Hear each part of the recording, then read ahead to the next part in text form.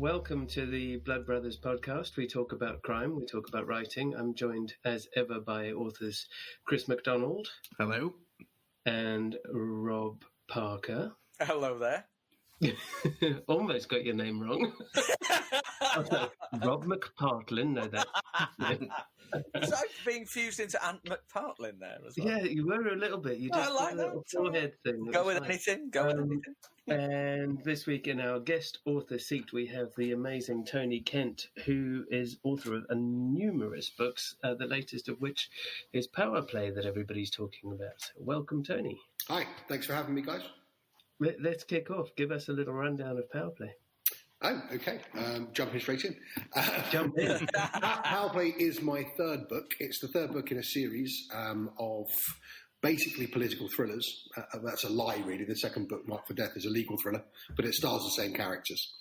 In the main, political thrillers, and it begins with an explosion in a Boeing 747 halfway across the Atlantic. It's flying between Heathrow and JFK.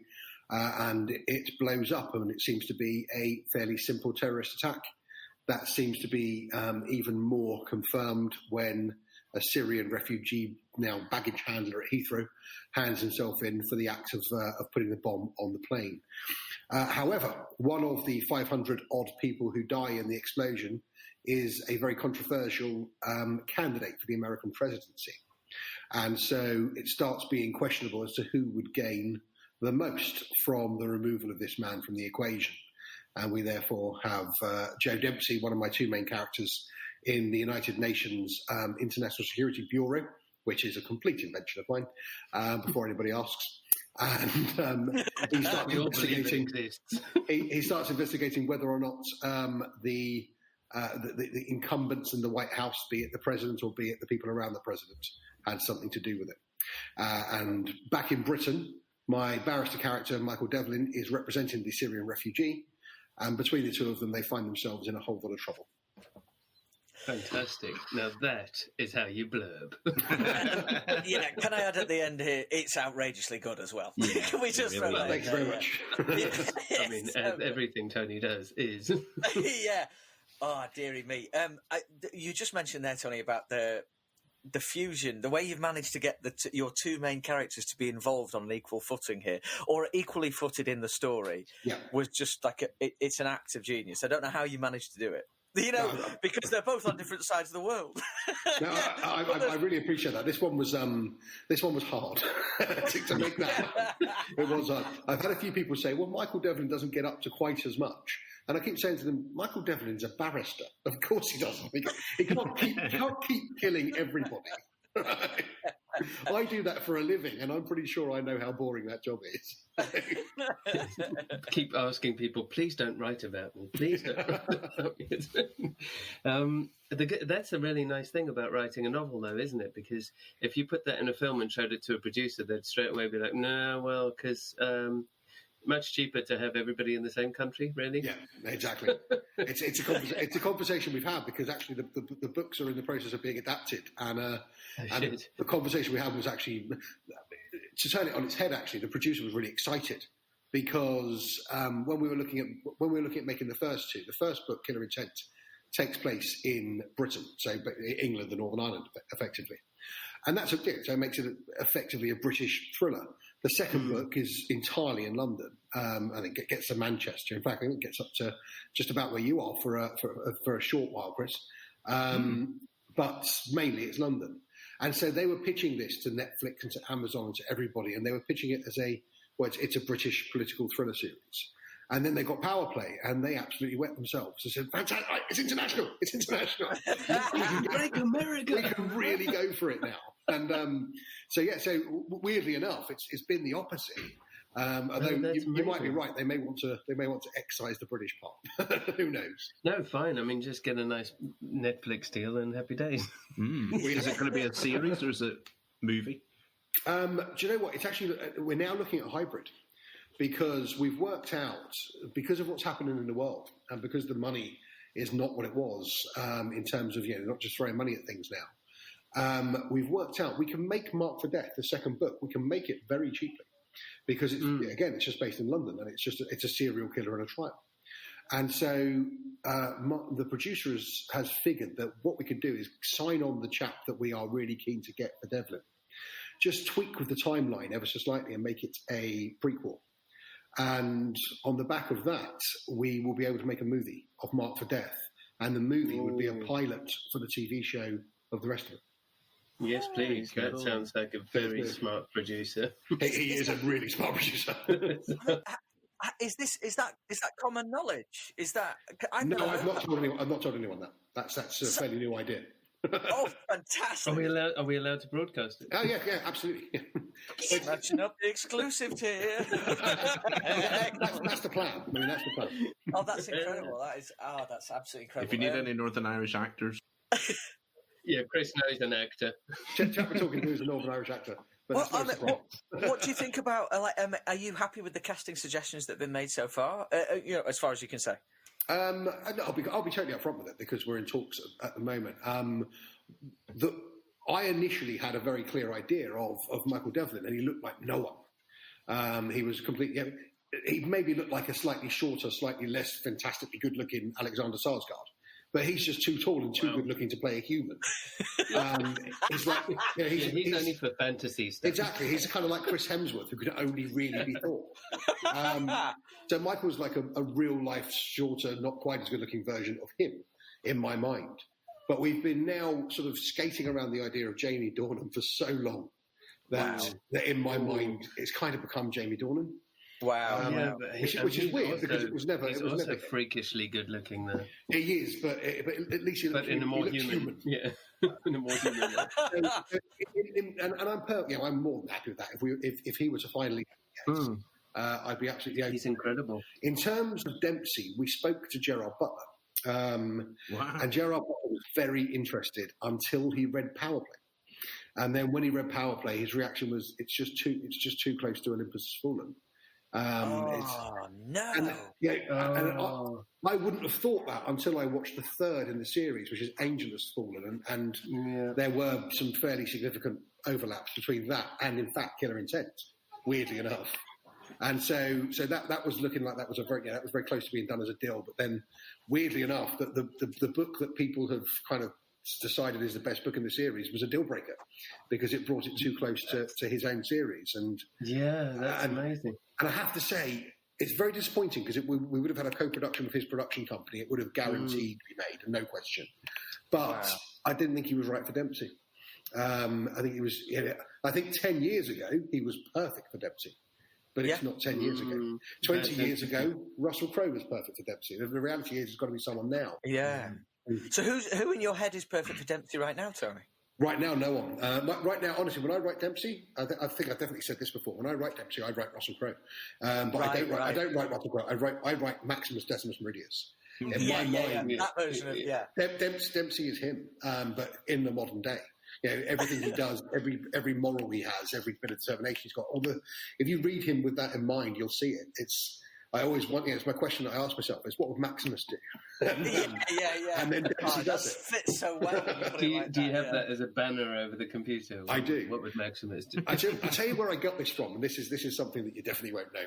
David Cameron's brother, Alex Cameron, is an incredibly successful barrister, an incredibly brilliant barrister. He's the kind of barrister the rest of us look at and think, oh, yeah, that's not going to happen, is it? I mean, it's just this incredible, and you can imagine very, very posh, very proper, very English. But his driving force when he is in court, he says to him, how are we going to tactically deal with this case? He says, what would Jack Bauer do? And that's it. Wow, that's amazing. Alex Cameron QC, David Cameron's much cleverer older brother, bases his whole career on the question, what would Jack Bauer do? What would Jack Bauer? And basically, unless you're talking about Series 1, everything Jack Bauer would do would go, you're going to have to trust me on this. Exactly. All Jack Bauer. You're going to have to trust me on this. Alex was much more trustworthy than his brother, put it that way. Well, yeah, that's not hard though, right? I've just looked down at the thing, 10 minutes in, and the amount of juice you've given us already. It's absolutely ridiculous. Do you want to rephrase that slightly? Sorry, I didn't. Is that rude? I think it was rude. I didn't think it was. Well, thank you, Tony. Thank you. It's only me again. Yeah, I'm the gullible one on this. Oh, that's amazing. Maybe it was your accent. It could well be. Right, Yeah. you boys have got questions from Twitter. Let's fire.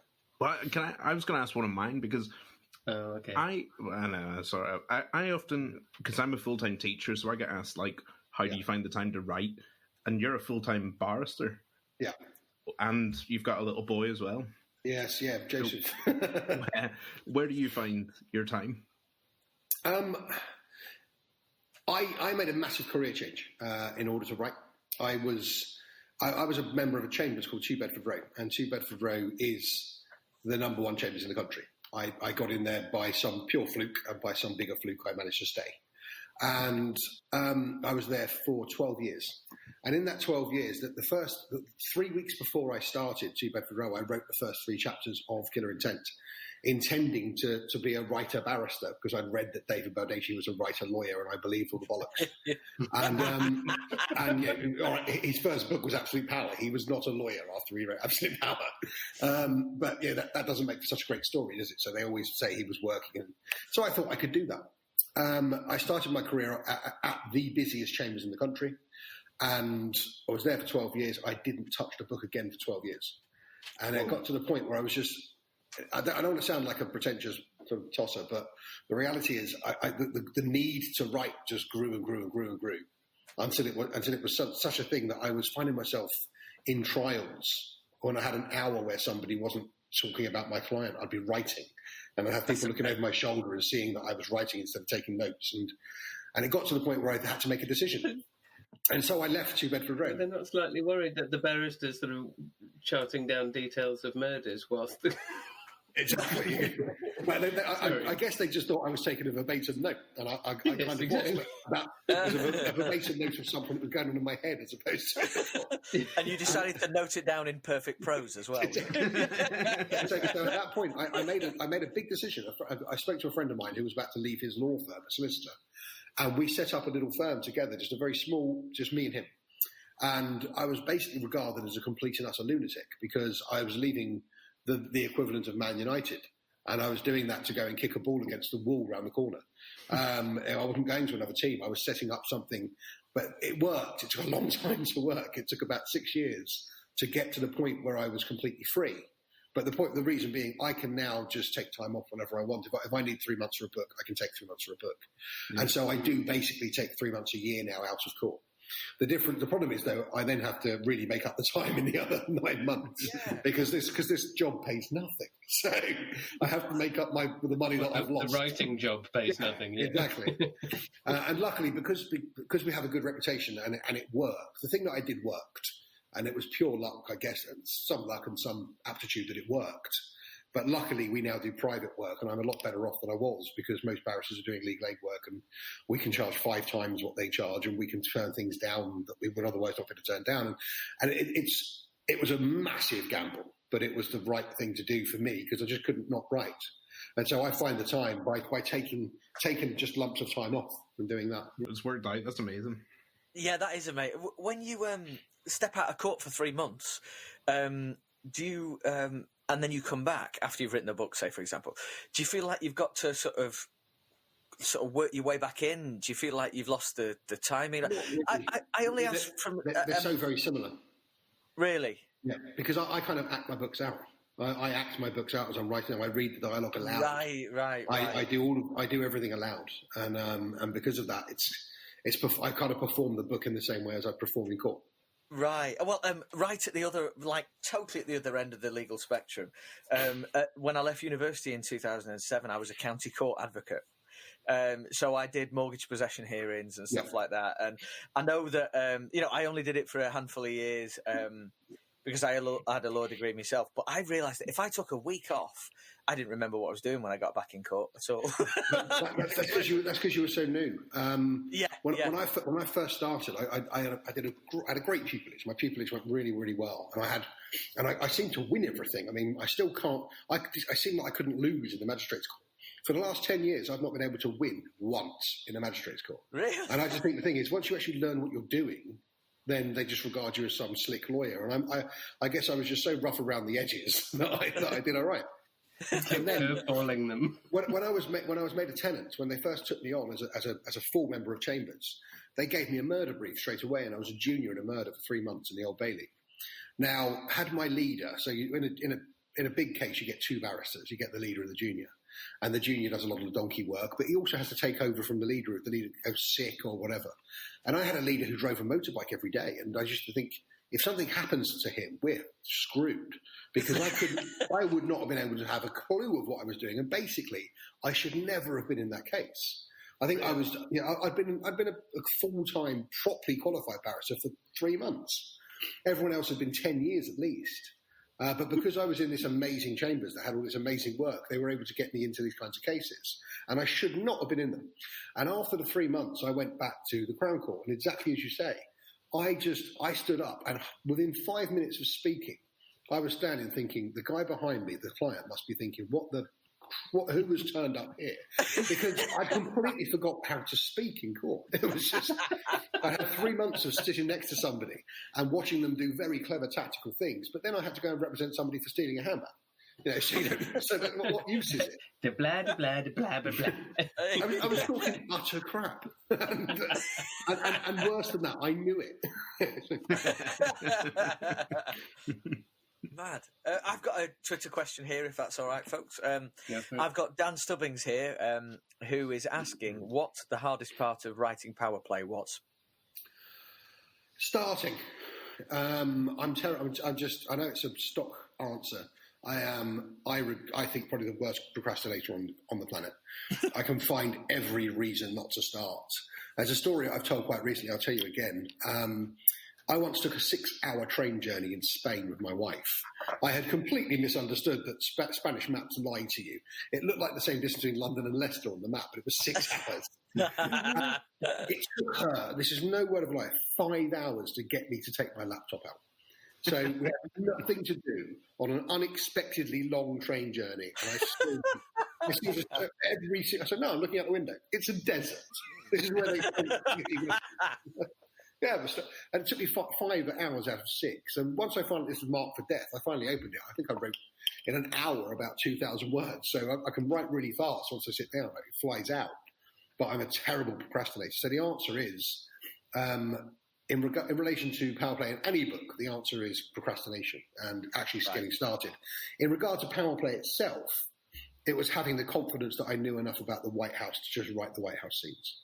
Because the way I write is I tend to just write. I don't do any research to begin with. I make massive assumptions based upon logic. I think that basically if I think something should work a certain way, it generally, if it's working right, will work that way. And so I write it like that. And then when I'm done, I will then go back and research it. And the reason I do that is because I am exactly the kind of person who will get lost down a rabbit hole. If I start researching, I'll research it far too much, and I will also want to tell you because I'm also a know-it-all bastard. And so I will sit. I once there's a whole part of Killer Intent that I had to excise that was 2 pages about where the Achilles statue in Hyde Park came from. So it was reduced to a paragraph. Things you never knew you wanted to know. Exactly. And so if I do too much research and know too much about something at that point, I will write too much about it. I'll spend too long researching it, then I'll spend too long writing irrelevant stuff. Whereas I find that if I've already just done the logical assumption, I will then go back and find out if the logical assumption is correct and tweak what needs to be tweaked. And I've been really lucky so far. I've not got anything wrong so far. So I think with that's Power actually Play, a really good way of doing it. I think otherwise you potentially, as you say, you find yourself sort of mired down in the fact, and actually the creativity doesn't tend to fly. And we discuss this quite often amongst the three of us. But I'm quite a plotter, but I like to research stuff, especially if I'm doing things that I don't know much about. But there is a point where I'm now, I think, at least aware of when I'm over mansplaining something. Right. And that comes back, but you guys, Chris and Rob, both just just write and see what's coming next and what is the next logical leap. And then, sometimes as Chris's publisher, I also come in and go, rocks don't float, change that bit. But other than that, it all seems to make it. But I think there's something really key in not bogging yourself down with detail and accuracy and factual sense. So I read so many submissions at the moment where, you've got this street and this park and that place, and you're like, who fucking cares? I don't care. I mean, all I want to do is picture a street. It can be any street. It can be any street in any town. I don't need to know the name of it and what the houses are. Just to get me to the damn story. Well, and I think that's a key thing about it. The one decision I made with Power Play was I didn't look at anywhere in the White House that wasn't the Oval Office. Everything you see in there that takes place in the White House takes place in that office. And that's because every single one of us can close our eyes and see it. Yes. And so it was unnecessary to go too far with the explanation. We all know what the Oval Office looks like. And I just figured that's the way of getting past the fact that I don't know what the outside of that looks like. I mean, I had someone look at this afterwards who was an intern there for years. And so she was able to help me with it's the retrospective research. Yeah. But that just wouldn't work if I decided I was going to include all of the White House or West Wing offices and things like that, because God knows what they look like. But it's like the analogy of sort of making the cake and then the icing and then the hundreds and thousands. If the basic structure is soggy and shite, then it's not going to be a good cake no matter what you put on the top of it. Yeah. So, and then getting somebody who knows this stuff to look back afterwards and go, oh, no, you come into that door from the left, you're like, oh, who cares? Okay, good, I'll change that. Who cares about that? Accuracy. And then you said that starting a story is the hardest bit for you, and today you posted chapter 1 from book 4. Yes. Which flipped me, like, how soon can we read that? Because I finished that and I was like, bloody hell, like, I need to know now. It's a long way off. I didn't know this. Did you put chapter 1 up today, Tony? Yeah. Yes, I did. Yeah. Did you? It is That's incredible. Fiona Sharp's question on my little notes here is, I need to know how soon I can read book 4. Christmas. Christmas. I think she wants days, minutes, hours. I think she wants it right now. What I aim for, and whether we'll achieve it or not, I like the idea of having a proof at Christmas. So I try and push for that, but I'm not Ian Rankin and those guys. I haven't got an industry built around me, so therefore I'm stuck with when the editors can edit it and things like that. So, but hopefully Christmas. I'm very hopeful it'll be Christmas. It normally is. Proof is not just for Christmas. That isn't even for Christmas. Proof is often not for Christmas. I got my publishers this year. We just hit Christmas, but only because they did a run of 25. And they did that at my request because I wanted to give one to my mum for Christmas. So, that's her Christmas present she gets every year. So they were kind enough to do a limited run for me, which they couldn't have done a bigger run. It just wouldn't have got done in time. But they were kind enough to do that. That's really sweet. You're published by Elliott and Thompson, aren't you? Yes. Yeah. Is that right? Yeah. And how did you make contact with them in the beginning? I'd given up completely. I'd completely given up any chance, or I thought I was going to self-publish. I was 39, 38 maybe, and I decided at 40 I will self-publish, and that was the decision. And I'd gone to all the things that you go to. I'd sent it off to editors, to agents. No one ever came back to me ever, but not even once. I went to all the different book shows and things like that. And when you're sort of they're full of 22-year-olds who you're just really grateful to have spoken to you.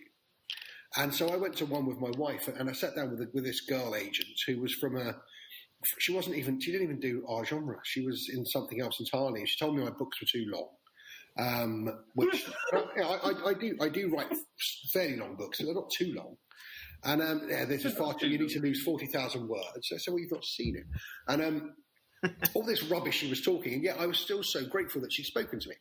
And I got up, and I was just sort of chippy and walking on air because I'd spoken to somebody, some 22-year-old child just out of university. And then it dawned on me that literally the day before, I had been in the Old Bailey, and I had been cross-examining the biggest gangster in the country. And I had spent a day pinning him to a wall. And I just thought, I can't do this anymore. I just had like an epiphany, and I thought the ego that I have to keep to do what I do on my day job can no longer deal with being over the moon to speak to a child who's never who's never actually going to. Well, that's a massive duality of character. It was just, it just hit me that day. I thought, that's it, I'm finished. And then this is completely true. 2 weeks later, I was at my father-in-law is a well-known interior designer and perfumer, and he's basically he was invited by Rolls-Royce to go to Rolls-Royce for 2 days to race cars on the track, to stay overnight, to have a gourmet meal. Basically, Rolls-Royce do this thing where every 2 weeks, for 2 weeks of the year, they invite a certain kind of client to come down and have this wonderful 2 days. And so he invited me to go with him. And I went with him. We got driven down there in a shadow, and it was just ridiculous. Beautiful. I mean, don't get me wrong; they wouldn't ever invite me to something like this, but they invite him. Hey, you're the plus one of somebody who was invited. That's precisely. That counts. And while we were there was a girl who was organising the whole thing, and she everything about her was just exactly like the girls that you are desperate to talk to in these places. And I just thought she's clearly going to be one of them. She's maybe not one of them in the sense that she works in the industry, but she will be one of them in the sense that she knows them all. They're at university together, etc. So I went and spoke to her, and what she was desperate to get very heavily involved in the luxury goods industry. And my father-in-law is famous in the luxury goods industry, so I had something to give. So I said, I'll introduce you to I'll introduce you, come over here, etc., etc. And then we had a conversation. I obviously discovered of course she knows people in the publishing industry, because of course she does. And I got a call 2 days later, and she said, I'm in the Special Forces Club in Knightsbridge nearby. And I lived in Chelsea at the time. I said, well, I can be. I'll be there in 10 minutes. I got down there, and I was introduced to the man who owns Elliott & Thompson. So rather than there was no going through levels. It was Lorne who owned the company. How did you become an overnight success? Well, we had a drink. we had a beer together. That's a lie. We had a whole bottle of champagne together.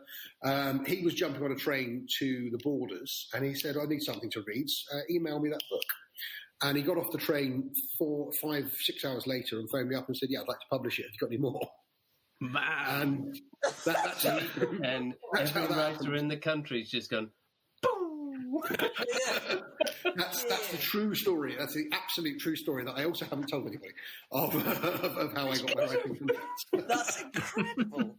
Because but the thing is, it's ridiculous, and it absolutely is the dream. But I also did go through that 5 or 6 year period of I didn't have any rejections. I didn't have any answers. Nobody even came back to me, and so. I've got another question from another Twitter user here. Twitter user @NoCoffeeHere says, Tony had originally planned book 4 about a pandemic. When COVID-19 is over / controlled, will book 5 or 6 potentially include that plot? Book 5 won't, because book 5 is going to be all set in the International Criminal Court. Book 5 is going to be sort of the closest way that I'm going to be able to combine, I hope, a political and a legal thriller into one book by having a war crimes trial in the International Criminal Court. My idea is that somebody there's going to be a witness that needs to be brought there, and the world is going to not want him there. And so there's only one man that can get in there, as you can imagine. Whilst Michael Devlin at the same time is representing the person at the International Criminal Court. So that's book 5. But book 6, I don't know. The pandemic will come back. Because it's not actually a pandemic book. I was 1/3 of the way in, and I've abandoned it completely because it would have been coming out next year. And the reality is, it isn't a pandemic book, but it's about stopping a pandemic. It's about preventing one. And the pandemic, unfortunately, is a virus, and it is being used by a rogue state, and it has been weaponized, and all these conspiracy theories that we're getting and having to deal with now, the ridiculous ideas. And the problem was, I thought, if that comes out next year, first of all, there'll be loads of them. I think lots of people are going to write them. I think nobody should write them because it's crazy, but a lot of people will. Yeah. And I think that I don't want people thinking I'm one of them. The reality is, I've had this idea a long time, and I think it's a good idea, and I don't want that idea being completely sort of hijacked by the idea that it's just another pandemic book. Yeah. Because there won't be a pandemic in it. If there is a pandemic, it means Dempsey and Devlin have lost. So anti-pandemic. But it won't happen. I mean, the reality is, I put it on the back burner. I also, if I'm honest, and this is not me being holier than thou, a lot of people have died, and I don't want to be even given any impression at all that I am commercially benefiting from something that has done that. No, and so, I mean, look, we started this podcast in the first week of lockdown as a response to my PR people going, "Do any of your authors do a podcast?" And I'm like, "They do now." and we discussed this in the very first one, and because there's another indie publisher that we're very good friends with who had basically bet the farm on a pandemic book that was due out this week, and their entire budget of marketing was about masks, and and then this hits, and you go, "Do we publish or do we not? Do we shit or get off the potty?" Are we allowed to say who it is? Yeah, no. I mean, I've spoken to Chris. It's Fahrenheit, are the publisher, and the book is The King of the Crows, and it's incredible, and it's an amazing book. So, and the thing is, those of us in the know, it came out in like week 2 of the pandemic lockdown in the UK kind of time. So it's not like they've managed to pull something out of the bottom drawer and ship it out. But your sentiment, heard about.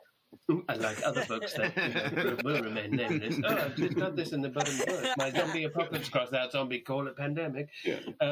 Things that will remain nameless and would have remained unpublished. Would have remained unpublished if they'd stayed in the bastard drawer. But we all said exactly the same thing. That, just what you said, Tony, is like, it's pretty unsavoury to try and make money out of something like this.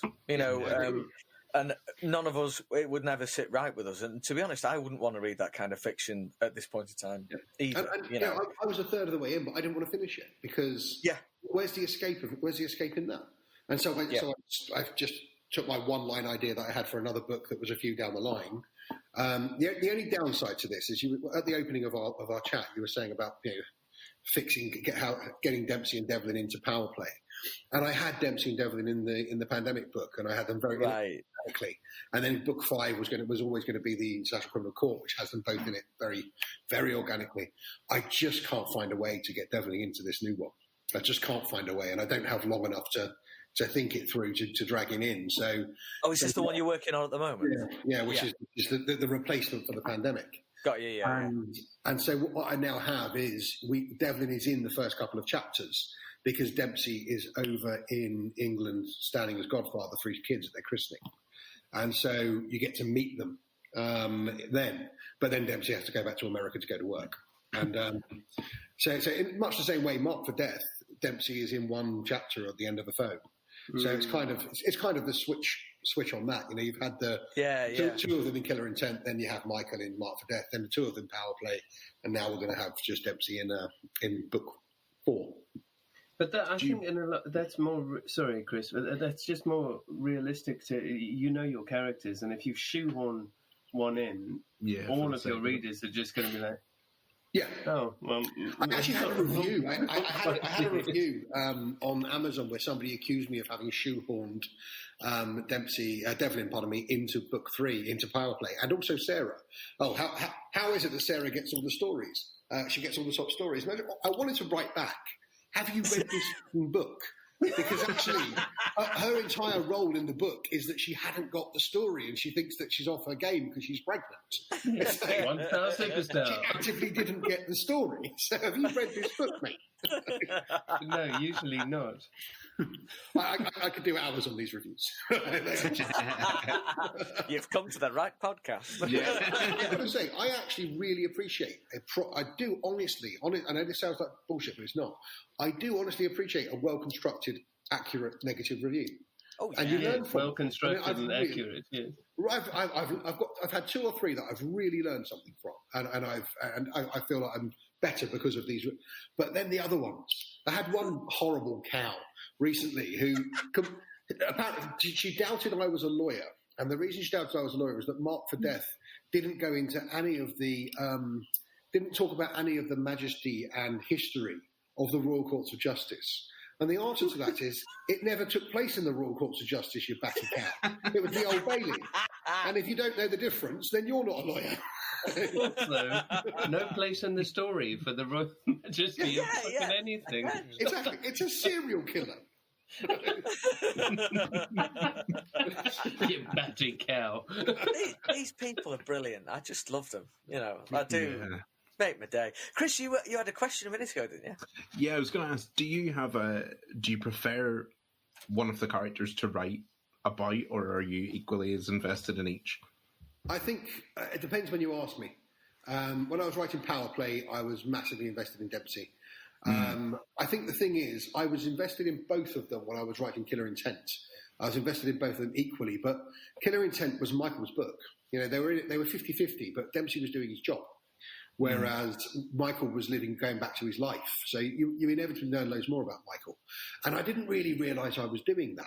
I thought I was writing them equally, but I wasn't.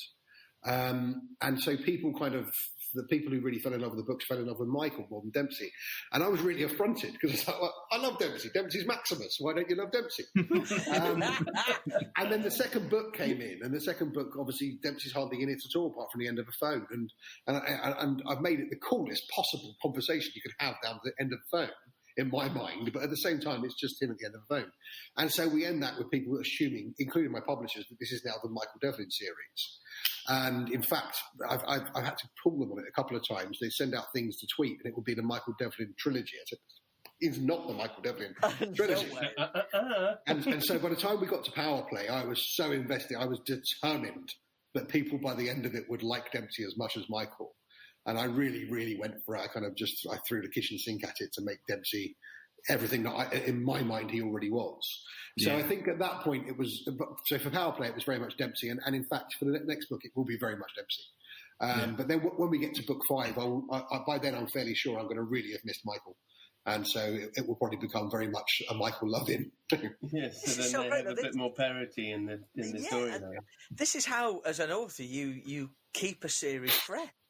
You just have two characters, two main characters you kind of interchange with. That's the trick, I guess. Yeah. To know.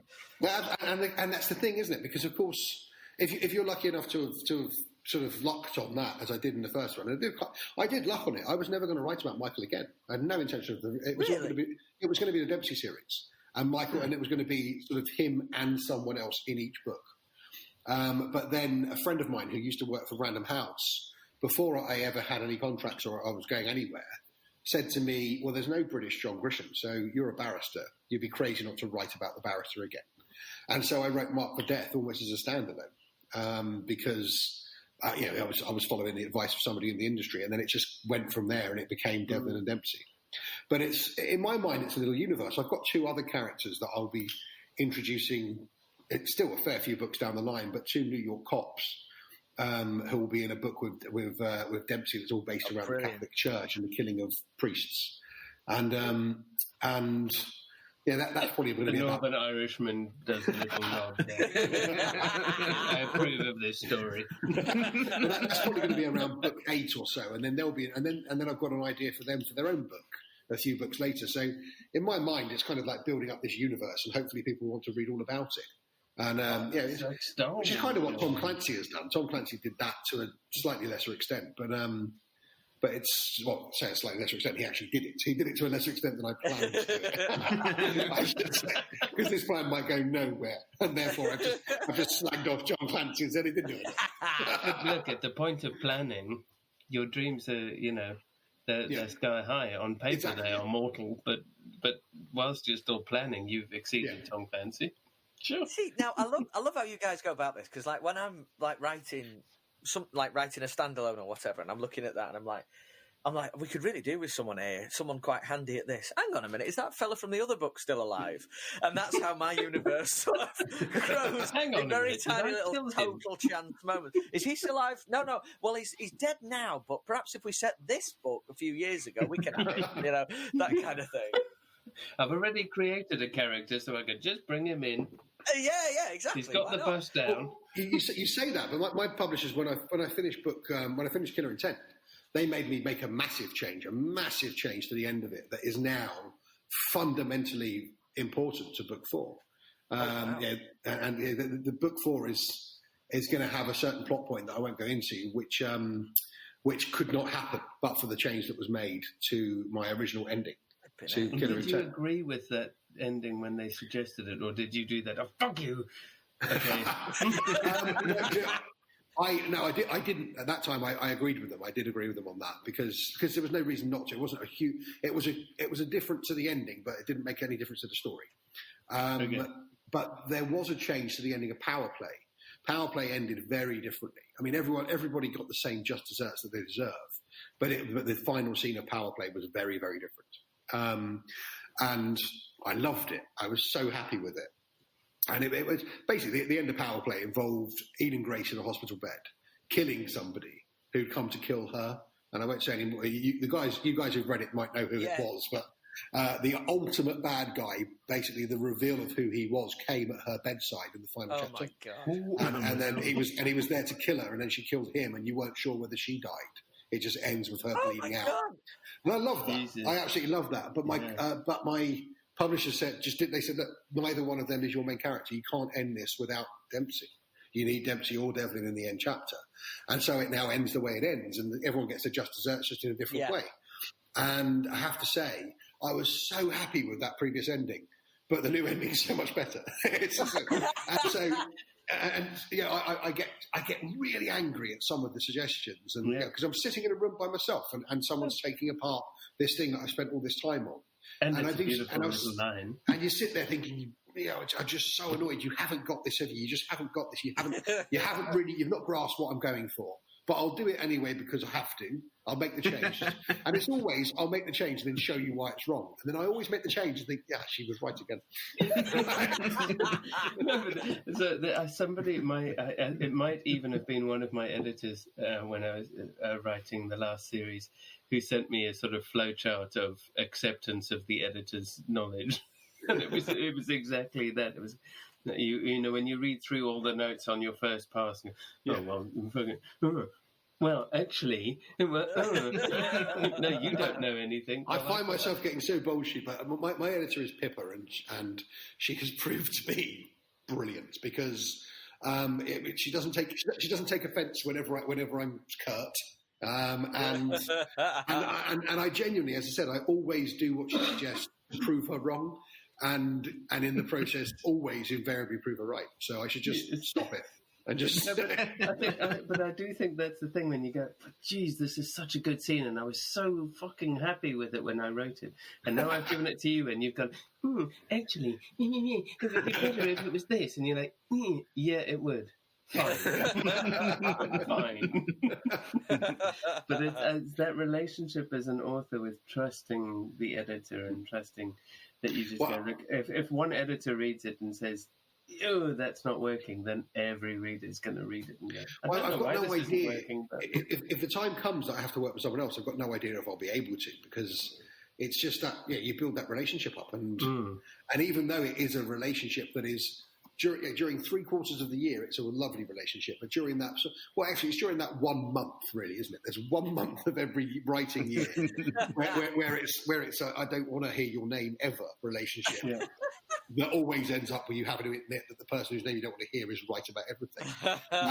Which is basically why it's always compared to a relatively successful marriage. Yeah. It's just that 1 month of the year, like, oh, you're fucking getting me now. Yeah. Fine. But also because obviously it's like you are the husband in the scenario, which means that after that 1 month you are wrong. So. You are entirely wrong. Entirely.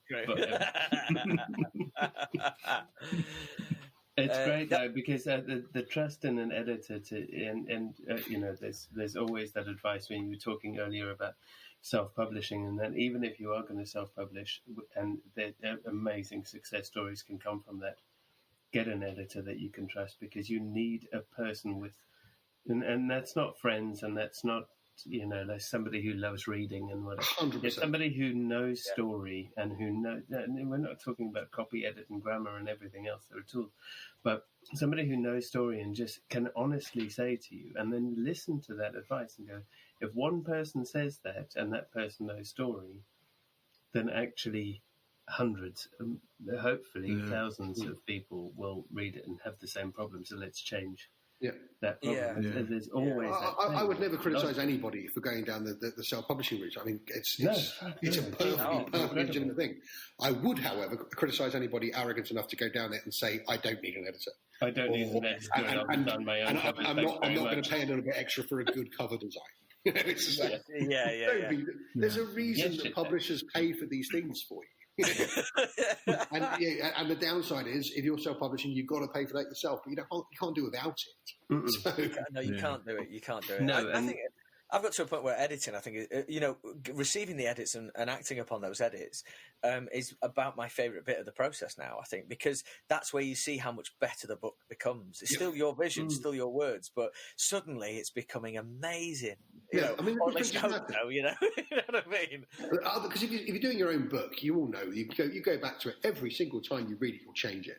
Whereas with an edited book, you're happy with it. You know, it's a product. Yeah.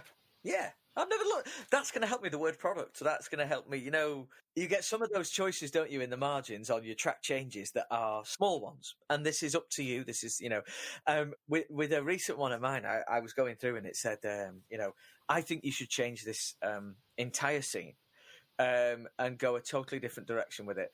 And I sent back like, why? And they said, well, if you stick with it this way, we'll have to put a trigger warning on that scene and you might not be able to include it and it'll probably sell a handful of copies. Yeah. But if you change it, we actually think it'll do quite well. So at that point, it was like, give me 48 hours. I'll do whatever you need me to do. That's absolutely fine. I need no explanation beyond that. I don't need anything further. Just leave it with me. So, I do love it. Yeah, and voila! There we go. Give me 48 hours and I put the trigger away. Yeah, you can keep that. Would you be up for a game? Yeah, sure. What's the game? Love a game. Right, because I can see behind you. My wine. You do it, mate. You do it. Behind you there, Tony, I can see a couple of Bond film posters there. I can see You Only Live Twice on the left. Is that Thunderball on the right? Excellent. Thunderballs. Fantastic. I assume that means Connery is your favourite Bond. Is that correct? 100%. 100%. Yeah. Cool. Thank you. Thank God. Otherwise, I would have had to kill this. He is the only film right now. He is. I think for me, Bond died in quite a long time ago. As far as anything from 2000 onwards, Bond never happened. Never. I've got to say, I'm sure this wasn't the game, so I'm not. It's not the game. It's just me answering. Sorry, mate. As far as Bond's concerned, film Bond ends with Connery. Roger Moore is a comedy. It's not Bond. And no joke script as well. Roger Lazenby was in a good film, but he was terrible. Piers Brosnan, I mean, the man looks like no one's punched him in the face his whole life. He cannot pull off a fight scene. There's a fight scene in Tomorrow Never Dies where he's fighting them in a recording studio, and it just looks. It's the only time that he has a full-on sort of smash up as Bond. And you look at it, he just. Those guys, every one of those guys would kick your ass. But that doesn't work. Daniel Craig is playing 006 as far as I'm concerned. He's playing a really tough, hard 00 bastard, but he's not Bond. He's never made a Bond film. None of his films include what makes a Bond film a Bond film. Don't you think they're good 006 is one of the best? Don't you think 006 is one of the best? The guy who's always lying in wait for 007 to just die. No, stand down, 006. Stand down, 006. Sorry, love. Just for completionist sake, Tony, Dalton's my favourite. Right, I didn't get to him. The reason I didn't get to him, I was going to say, if you're going to write the books, if you're going to make a film of the books, Dalton, 100%. He was fantastic. Yeah, I just love that man so much. He was let down a bit by the films. He didn't get the films he deserved, but he played Bond like Bond. He did, didn't he? He did. But the films were terribly scripted. Yes, they were poor films with a great performance in them. I don't know whether I can go along with this anymore. I think they were the turnaround. They were the opposite of Her Majesty's Secret Service. You had they were two poor films with a wonderful Bond instead of a wonderful film with a terrible Bond. Yes. Can I throw in my Lazenby trivia here? If he played Bond until the same age that Roger Moore did, i.e. 58, Lazenby would still have been playing Bond in Tomorrow Never Dies. You're joking. No. No way. And this is because Moore was older than Connery, wasn't he? I mean, Moore was. Yeah, Moore was. Yeah, 58 in A View to a Kill. It was never. It was never right. It was never right. You're just like, all right, Grandad, what are you doing? It was a bit strange. Yeah, it was a little bit strange. But movies and action movies. Right. So we're back on the game. We're back on the game now. Because you are a Roadhouse fan, aren't you, Tony? I love Roadhouse. Yeah. I think Roadhouse is the perfect example of a terrible film. Yeah, exactly.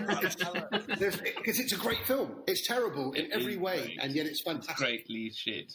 Yeah, if you look at the whole genre of films, the best of them is Roadhouse. I think is the way. But it's the godfather of shite. When the next Criterion Edition DVD of Roadhouse comes out, it will say that on the front. Godfather of Shite. The Godfather of Shite. Tony Kent. But the Swayze's main character in that is called Dalton. John Dalton. That's right. Yes. So I love a good character name. I've always loved, and the worse the better. So I've got a list of movie character names here. Okay. You've got to tell me if they were real or not. Okay. I've got a feeling that Tony's going to win this. I don't know. Chris, are you ready to play? We'll whiz through. Yes. Hang on a minute. I always say I'll keep score. You'll keep score. Remember that Chris is only 12, so you won't have been allowed to watch any of the PG things that came before the 90s. I know, he was only born in the 90s. So, what am I talking about? Right. This is where I embarrassed myself. First action hero name, Frank Shatter. That's real. Tony's going for real? Well, if Tony's going for real, I'm going for real. Because I want the point. Me too. You're all going for real. Preposterously, Frank Shatter was the name of Chuck Norris's character in 1994's Hellbound. Yeah, I think what needs to happen, Tony, is you need to hold off your answer until Chris and I embarrass as well. I knew that was Chuck Norris, but I didn't know it was Hellbound. We'll just sit here and go. Is spelt how you would imagine it to be spelled. You shut him down. Shut okay, I'll hold on. No, I mean, I don't want to edit you, but I just think we'll both sit here looking dumbfounded until you give us the answer, and then we'll go, yeah, we say that too. We honestly say that. Max Jetstream. No. I don't think so. I don't think so. You're all correct. That sounds like something that Parker would make up. Yeah. Just going to take Max Jetstream out of my work in progress now. Question 3, Forrest Taft. Yes. Forrest Taft. I'll say yes. Yes. Yes. Steven Seagal, right. Isn't it? Seagal in On Deadly Ground in 94. Yes. Absolutely incredible. Question 4, Gibson Rickenbacker. No. Rickenbacker's a guitar, isn't it? We got 2 no's there. I'm in 2 minds about this. Gibson Rickenbacker. They're 2 guitars. Tony's going yes. Tony's correct. It is That's JCVD's character name in Cyborg from 1989. Gibson Rickenbacker. That's an incredible name. That's the kind of name that Chris McDonald would come up and I would edit out. The reason that film is terrible, amongst many, many reasons that film is terrible, is actually it was written on the back of a fag packet at short notice because the Masters of the Universe didn't do well enough for a sequel, and they'd already made all the sets. And so they made Cyborg to use up the sets and the budget of what would have been Masters of the Universe. How can we win this game if he knows that? It's not about winning, it's about learning, Chris. The thing is, you just kind of go, sorry to interrupt the game, but with that, you just kind of go, right, let's just make a film called Cyborg, and then we'll name the character after like 2 leading guitar brands, and then, this sounds really great, guys, let's do this. There's a lot of cocaine being taken in Hollywood. Yeah, one would imagine, because there are a lot of good scripts being... we've got to get rid of. Bring out the guitars. A lot of good scripts being written that weren't being made at the time. Question 5. Go. No, you're all right. Terry Leather. Terry Leather. No. Terry Leather. You wouldn't have giggled so much if you hadn't have made that up. I'm going to say yes. I think is it Statham? I'm not saying anything. I'm saying no anyway. I want to say yes now that you've said that, but I was going to say no, so I'm sticking to no. Sticking to no. Chris, you are right. Statham played Terry Leather in The Bank Job in 2008. Yeah. Jesus Christ, Chris! This is my okay. I will tell. When we're not recording, I will tell you all the story about The Bank Job. But okay, I will not do that on the record. Right, write that down, somebody. Yeah, don't worry, I'll put a little NB in the Question 6, Drederick Papyrus. No. No, it can't be. It cannot be. I'm going to say no. That's I had such a good time with that one. Did you? Really? Was that from Drederick Tatum?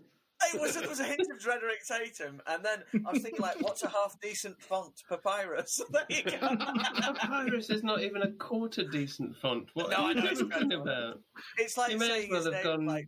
Drederick Comic Sans for usefulness. Question 7, Santoro Smith. Say again, sorry? Yes. Santoro Smith. Santoro Smith. I'm going to say yes. I'm going to say no. Chris. Chris is right. We got another no there. Jesus. Totally that one sounded right. I didn't agree. Yes. So, right, what I do know is that Max Jetstream is out of my work in progress, but Santoro Smith is in. Santoro Smith sounds like some kind of... He sounds right. He sounds like he should be good. Yeah. He does. He sounds like he had a Mexican dad. Yeah. That's what I thought. The two different names, I thought they were too far apart to be real. Nice. Well, that's why I thought that. That's why I thought it was right. That's the kind of shit that they used to do in the 80s. Yeah, exactly that. Jesus. I think the problem is a generational gap where obviously action hero names became a bit more realistic. Yeah. Well, Terry Leather. Terry Leather.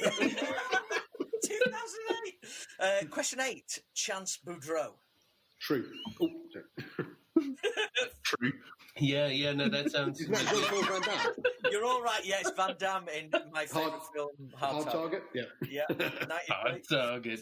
Jesus. Oh, you couldn't contain yourself then, could you? No, I couldn't. Van Damme! Ben in Maestro of Van Damme. Question 9. Peregrine Jefferson. No. Peregrine Jefferson. I'll say yes. Yes. No. No? What? I thought that was Barry Bosworth. What was the film Barry Bosworth was in? I think they had a name just like that. Oh, I hope so. I'm going to have to Google that. I'm going to have to Google that. If we find a Peregrine Jefferson anywhere, then, I stand I'm sure it wasn't exactly that, but it was very like that. Nice. Number 10, Mace Guggenheim. Sure. Why not? Yes. Yep. No. Yes. Chris said no. It's a no. It's a no. They're very well, I've got to say, they're very well put together because they're believable from that shit genre. I think you're much better at this round than you were at the ale names. Oh, the beer. You were like Jizzy McJizz, Moosey Moosehole Ale. If you said Wade Garrett or Brad Wesley, I would. Yeah. No, I truthfully, I have a drawer full of the worst action movie screenplays you will ever find. Yeah, over here. So I'll just do a quick count up. I think I might have got a bit giddy and counted some wrong. Chris won. I definitely did not win. Or Chris, you swanned it, mate. You've absolutely swanned it. 7 out of 10, 5 out of 10 for Tony, and 4 out of 10 for Sean. Thank you. Good game. Don't you got Chance Boudreau, that's all that matters. Seriously. And you gave us a knowledge bomb, so we're all pleased with that. Yeah, exactly. Yeah. Knowledge bomb away. So long as there was pointless information gathered, I think we're all fine. I've learned a load there. And should we go straight on to 1-star superstar? Why not? Jesus, let's do all the sessions in one hit. Lovely. Right. 1 star. Stupendously terrible. I am reading this because it is one of the very few books on the BBC's recommended top 100 big reads that I haven't read yet. Sure. This is the only reason why I actually struggled all the way to the end. It was parlous, poorly plotted with massive holes in it in terms of police procedures, timelines, etc.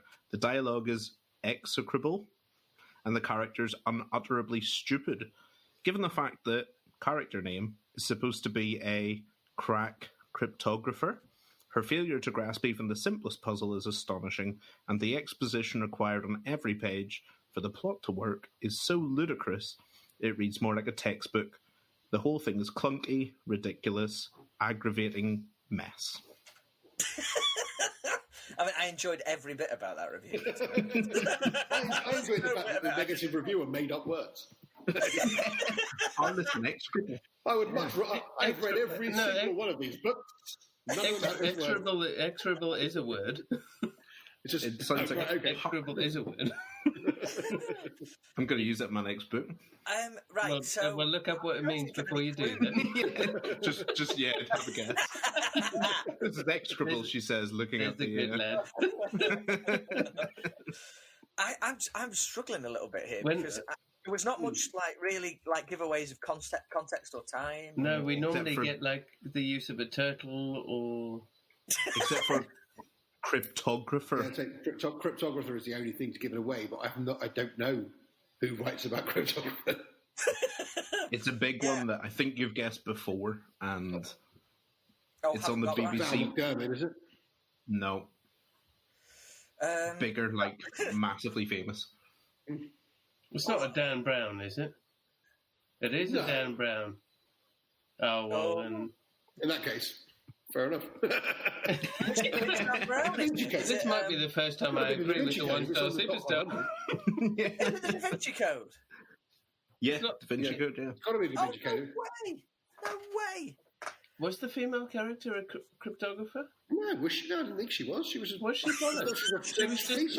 She was the granddaughter of the fucker who got killed, wasn't she? Yeah. Her name was she was the Holy Grail. Just in case anyone's not read the book. Spoiler alert!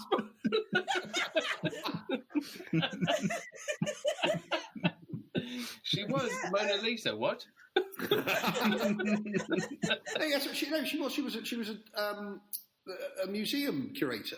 Yeah. Yes. She wasn't a fucking crypto. This one was a Honestly, moron. Read the book and then criticise it. Don't just make shit up. This is the grip on reality of these people is so tenuous at best. Clutching at straws constantly. You know when you get start reviewing reviewers, and I don't mean their reviews. I mean them. It's just start reviewing them. What I loved is last week Mike was saying he's got this one reviewer who gets so irate that he comes back onto his own reviews and posts other comments on his own reviews, going, and another thing that Mike Craven should have known.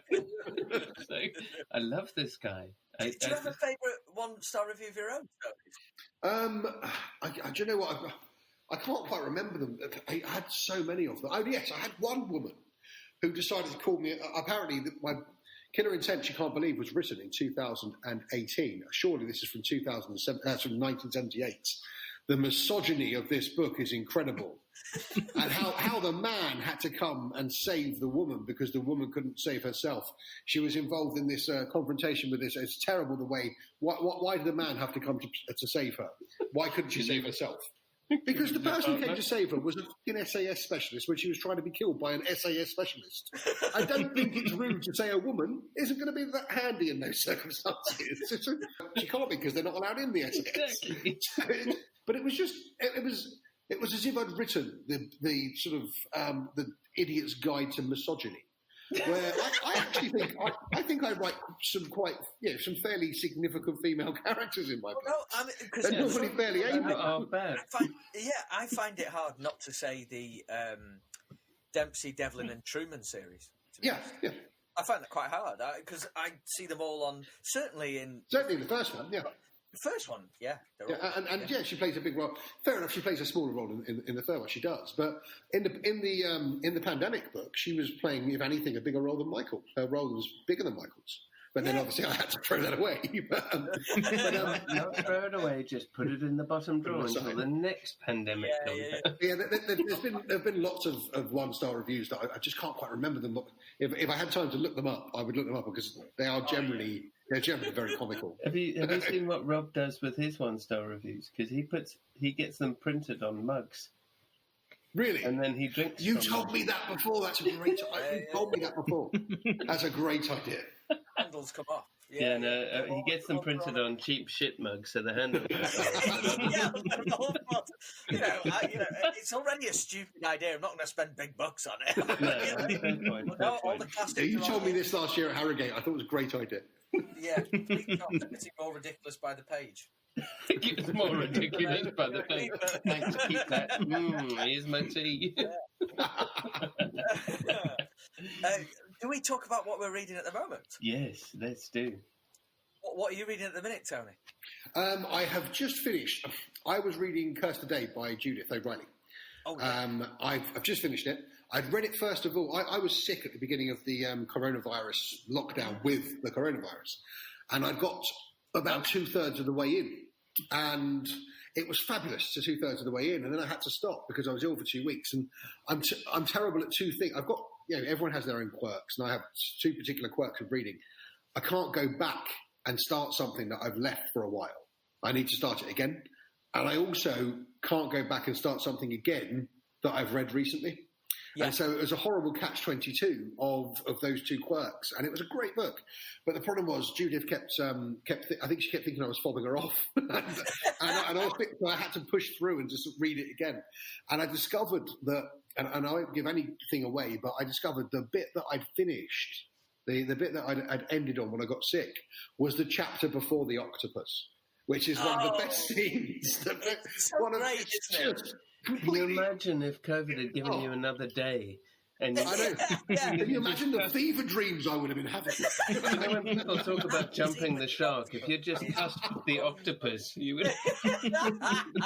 But it is a fantastic book. I mean, it's just a fantastic book, and it really is. What I was, and I thought her first book, Killing State, was really good. And I often, when people talk about a jump up, I mean, for example, Steve Kavanagh, everyone said, he took a big jump up with 13. I don't think he did at all.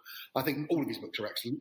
And 13 is excellent, and it just had a better hook, and it was better marketed. Well, it wasn't a jump in quality. All of his books have been of that quality. Yeah. They're all excellent. Yeah. In Judith's case, Killing State was excellent, but Curse of Day is better. I mean, it really is a big jump, certainly in terms of the action scenes. Yeah, well, it scared the life out of me, Curse of Day, with the artificial intelligence and its appropriation. Oh, scary. Well, it goes back to a conversation we were having earlier. Somebody, Paul Waters, in fact, has suggested that she should be writing the new Bond, and she absolutely should be writing the new Bond. I didn't really put two and two together until I read that comment, and then I looked back to Curse Day and thought, she absolutely should be writing the new Bond. She's completely in that wheelhouse. Also, Curse the Day is a great title for a Bond film. It is, isn't it? Yeah. Is there anything more Bond villain than an octopus in an underground lair? It's not, is there? An octopus with a laser on its head. Yeah. With some piranhas for sidekicks. Yeah.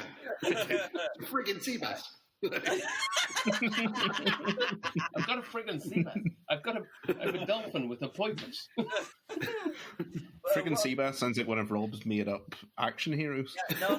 One of his made up ales. Yeah. Chris and Sean, what about you guys? What are you reading? I've started Born in a Burial Ground by Mike Craven.